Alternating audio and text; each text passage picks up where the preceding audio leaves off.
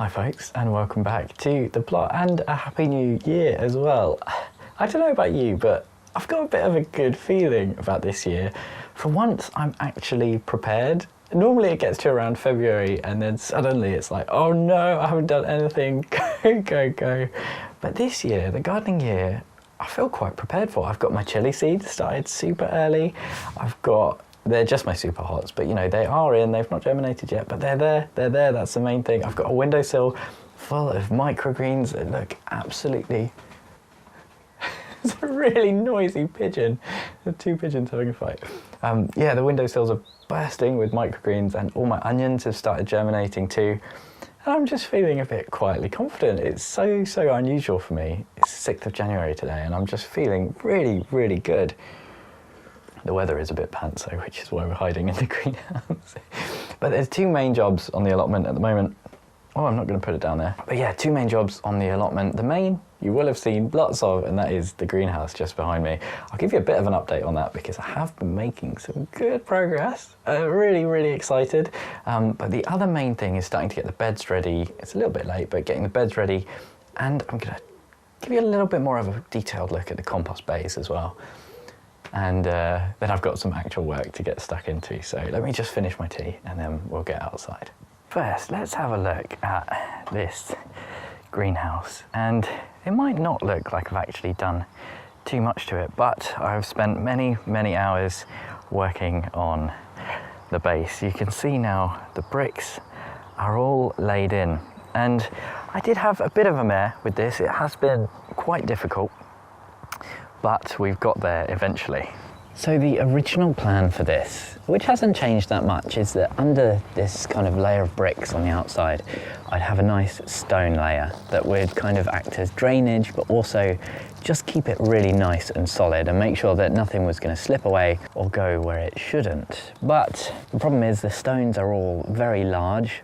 So when you try and bed a brick onto the large stones, you inevitably end up with one or two high points. The brick rocks that way, it rocks that way. It's not very stable. So basically what I've done, sand or pea shingle might have been a better option, but I have between the stones and the bricks basically laid a layer of mud. And it's not ideal and it might kind of erode over time, which is what I'm a little bit worried about. But basically I've gone along, I've got the timbers on top that you can see here, and I've brought all the bricks up just to meet, you know, some of them don't meet it perfectly, sometimes there's a little gap here and there, but that's fine. Basically this should settle over time, and especially once it's got the weight of the glass house on top of it, it should kind of settle and all become a little bit compacted, and hopefully it should be nice and level. I have as well seen some timber kind of stakes that I'm going to get, and that will kind of anchor, not only anchor the sleepers into the ground, but just make it all that little bit more sturdy.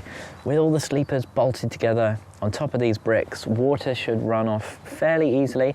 One other thing I do want to do is line these sleepers, certainly at the bottom and probably on the inside and the top, and then I'll let the outside kind of dry off with the sun, and that should just make sure that there's nothing that kind of goes wrong and that I need to come in and fix later.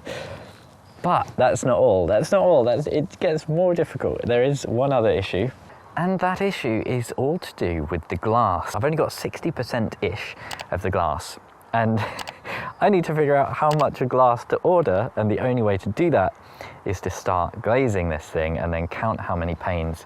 I think as well for this greenhouse there are 3 different sizes of pane. There's one for the roof ones, there's one for the end ones here and here, and then there's a different one for the 2 in the middle. I think that's correct. I think I remember that correctly. So it is going to require just me getting the glass out and sizing it all up. And that's just going to be a bit of faff, isn't it? And then the fun question is whether or not the glass merchants will have any glass. It took me, I think, about 6 or 7 weeks to finally get a glass replacement when the polycarbonate blew out of this greenhouse to my left, the main greenhouse. So hopefully I can get an order of glass in relatively quickly and it will all go smoothly, but who knows? I'm at the mercy of the glass merchants and we'll see. But I am really happy with how that greenhouse base has gone. I do want a little bit of rain as well to kind of help settle it all out and just make sure that it's level before I start putting stuff on it. You know, I just want to take my time with it, make sure stuff isn't washing away or eroding. Anyway, let's talk about the beds and the compost bays. I hate this so much. It feels like I made these not that long ago, but certainly in winter especially, they just look so tired. You can see how weathered the pallets are as well, you know, how much water they're taking on. Look at that, that has just absorbed it. All of the pallets were different sizes, which does make this a little bit difficult. But basically, what I want to do is sort this out just so A, it looks much nicer, B, so that I've not got all these gaps where the material escapes. Some people say that this is good for aeration, but I don't really think that's true. I think really for aeration, you need to get in and mix it all up, because otherwise you've just got a little bit of dry stuff on the edges, you know? And the other thing is that I want to clad these with kind of plastic or something like that to keep the weather off. You can really see just how weathered they are. Some of these might need a little bit of replacing. I'd like to do something with the front. I kind of tried it here. I'm not sure it's a particularly kind of convincing solution. This one is just a pallet that's kind of tied on. The point is, it looks awful. They look really bad, and it's not just an aesthetic thing. The other main thing that I want to do is put lids on these, proper lids, something with a hinge, something that looks a little bit nicer. It gives you a little surface. You could grow things in pots or have your seedling trays on, that kind of thing. But the issue is the compost bays are full of stuff, lots and lots of stuff. So I've got to empty the compost bays before I can do any of the work. And to empty the compost bays first, I need to do a bit of work on the beds. So it's like a cascade, you know, there's always something in the way of something else. So let me show you the beds.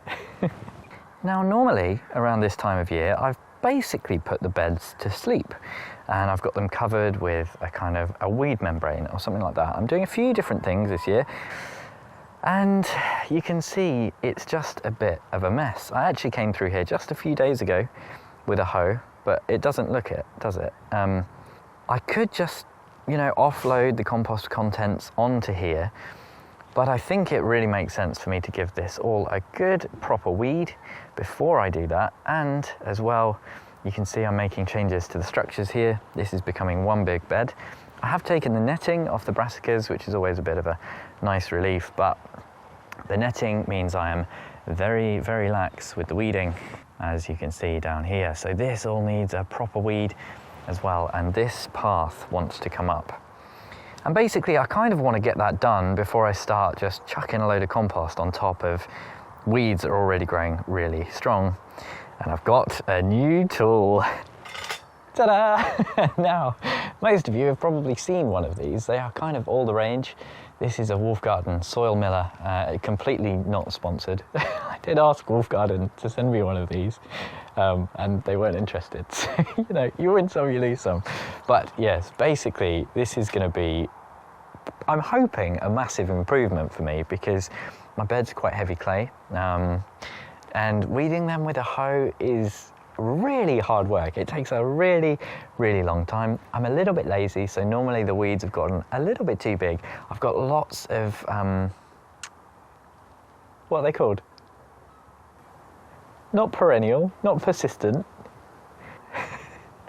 Weeds that stick around, you know. What is the word? I cannot think of it. But you know what I mean, the weeds that stick around. A lot of couch grass that if you nip the tops off, it just grows back straight away.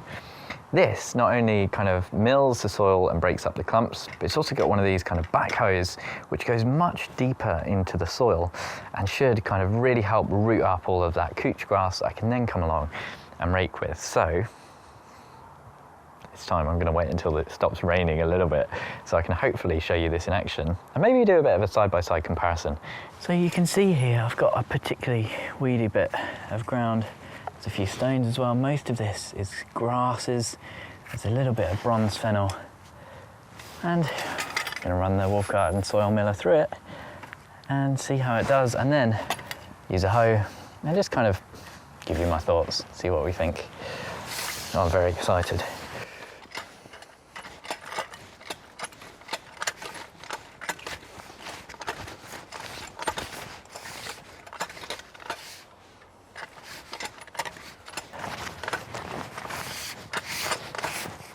it is worth mentioning that it's quite damp as well. You know, it is raining at the moment. And most of the work seems to be being done by this kind of backhoe. But it is remarkable how quickly I've gone through that little patch of ground. It does tear it up, you know, it goes really quick. And this is what it's like for me with the hoe. Instead, this ground actually is quite soft because, like I say, I was doing this just a few days ago actually. So going through with the hoe is easier than I was expecting. Maybe not that good a test. Let's find a different bit of ground. Oh, hello. Let me just pause. I got the camera out. It's very wet. I also have a new neighbour he's really nice, but he's really chatty. So I've completely lost my train of thought. But I did go through here. I'm maybe not completely sold on the soil miller. It was a bit of a gamble. I've seen people raving about it. I'm not sure that it's the best for kind of weeding and couch grass and that kind of stuff. I think maybe it's a better kind of soil prep tool. But nevertheless, I'm going to do a bit more weeding with it and we'll see how it goes. What is nice is this backhoe really does kind of cut through stuff. You can actually use the backhoe as a bit of a rake, get all the green matter kind of stuck to it and into a bit of a pile that you can then go through quite easily. Maybe that's the way to use it.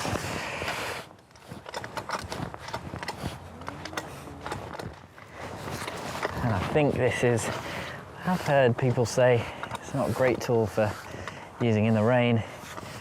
And you can see these teeth where the soil is now wet, getting quite gummed up with material. One thing about this is it's extremely heavy. So you don't have all that much precision when, for example, you're trying to get up to a crop that's in the ground, but I suppose that's not really what this is for. And then I think no matter what you do really, there's going to be a part of this process where you're going through by hand, taking out a lot of the greenery and the weed roots and that kind of thing. Maybe a bit of user error, maybe not the right tool for the job, maybe wrong conditions, but initial impressions, I can't really say that I'm too impressed. But time will tell. I'll give this a few more uses. I don't want to be too harsh on it, but maybe not as kind of amazing and wonderful as a lot of people make out. I don't know. Let me know what you think. Let me know if you've got one of these. Let me know if you think this is my fault. I'm just using it wrong. Because I will be honest and hold my hands up and say, that could well be the case.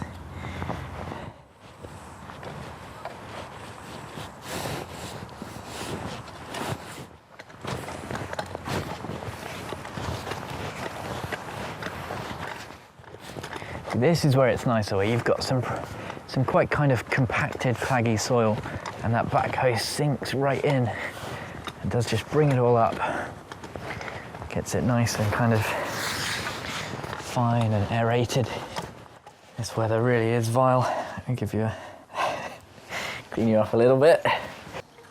Most important part of the day, my New Year's resolution, to sit and enjoy. But yes, initial impressions, certainly not amazing. I might have been slightly influenced by talking to Steve from Green Side Up, who you all know and love, before I started using this. And he had a really dim opinion of it. He was like, you don't need it. All you need, a spade, a fork, a hoe, and a trowel. That's all any allotmenter needs. And you know, sometimes people do get a bit carried away by their toys, don't they? I don't know. The jury's out. We'll see. I'm going to use it a bit more throughout the year, and we'll see. But my God, it is miserable today. The weather is absolutely foul. But I'm having a great time. I love the allotment on days like today, where you know you've been stuck behind a desk at work all day. We've gone back to work now, and it's just lovely being out, even in the rain. But there we go. Bit of a tour, showing you a little bit of what I'm up to. Hopefully we can continue working through and getting those compost bays empty very soon, and as well getting all of that greenhouse stuff done. Thank you ever so much for joining me, and hopefully I'll see you again next time. There's mud in my tea.